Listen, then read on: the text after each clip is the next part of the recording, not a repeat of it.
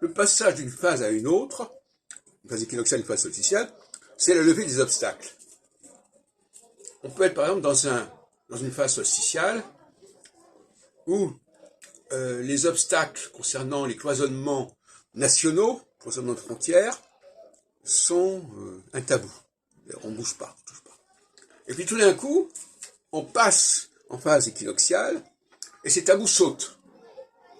La question des frontières, des cloisonnements, n'est plus ce qu'elle était.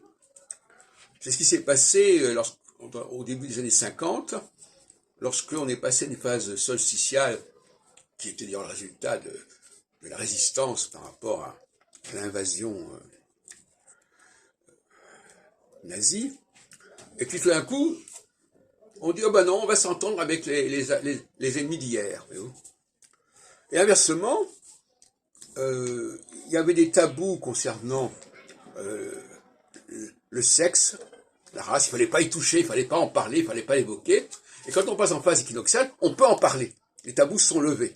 C'est pour ça qu'actuellement, je dis, nous sommes en phase équinoxiale, eh bien, il y a un certain nombre de choses qui étaient interdites d'évoquer clairement.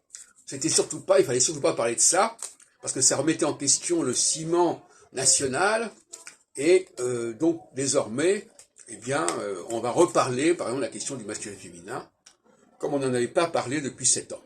C'est-à-dire qu'on va étudier la psychologie. Parce que sur le plan même épistémologique, c'est un problème. On sait très bien que ces interdits sont des obstacles épistémologiques.